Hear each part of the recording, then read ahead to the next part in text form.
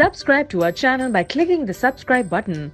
Click the bell button and enjoy the latest uploads from our channel. STR/AFP/Getty. Amid the sprawling scandal over Russian interference with the 2016 election, there's long been an odd subplot over Russian ties to, of all groups, the National Rifle Association, ties that, according to McClatchy, have been investigated by the FBI. Now the arrest of 29-year-old Russian national Maria Butina on charges of conspiracy and acting as an agent of a foreign government has put those questions about the famous gun rights group on center stage. But despite the new indictment, which is not part of special counsel Robert Mueller's probe, the full extent of what happened here remains mysterious.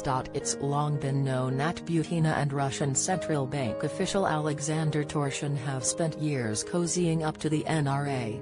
For instance, they've hosted NRA bigwigs in Moscow, and Butina was a conspicuous fixture on the conservative conference circuit. Now, the government alleges that Butina was carrying out a plan to influence American politics on behalf of a Russian government official, Torshin. The plan, they say, was to try to influence the Republican Party to be friendlier to Russia, by way of the NRA.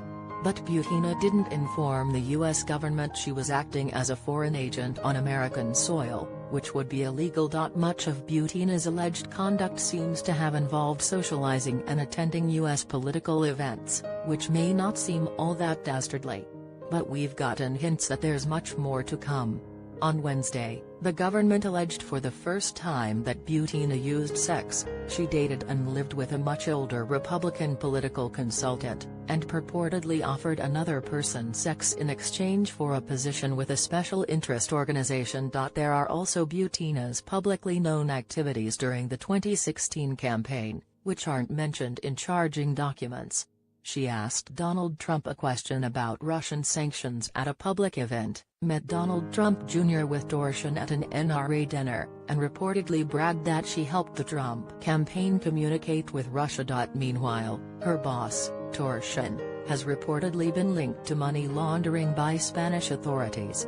And separately from that, McClatchy has reported that the FBI is investigating whether Torshin illegally funneled money into the NRA that was then spent to help Trump win, something that would be a major scandal implicating the group if it did happen. The NRA denies it. So, there are a lot of questions here.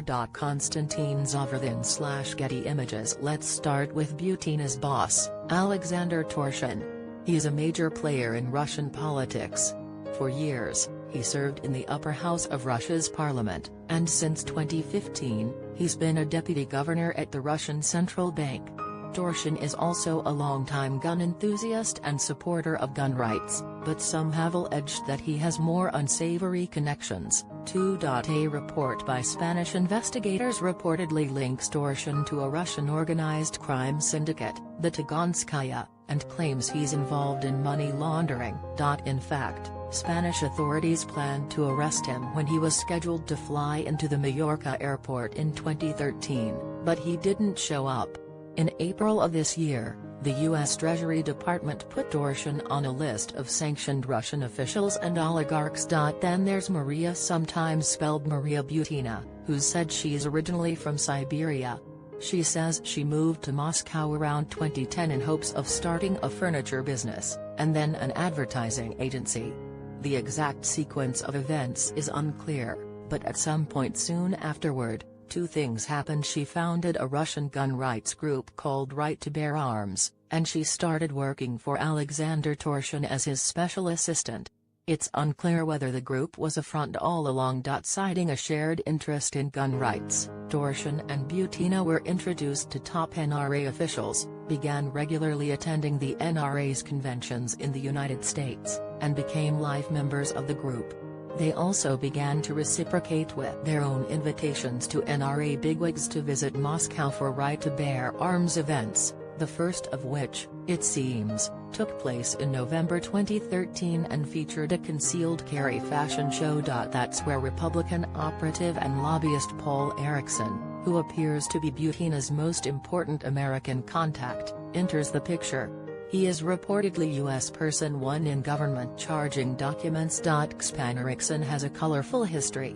He's worked for legendary conservative activist Richard Viguerie, for Pat Buchanan's 1992 presidential campaign, for Lauren Gbagbo's husband/victim, and for dictatorial Zairian President Mobutu.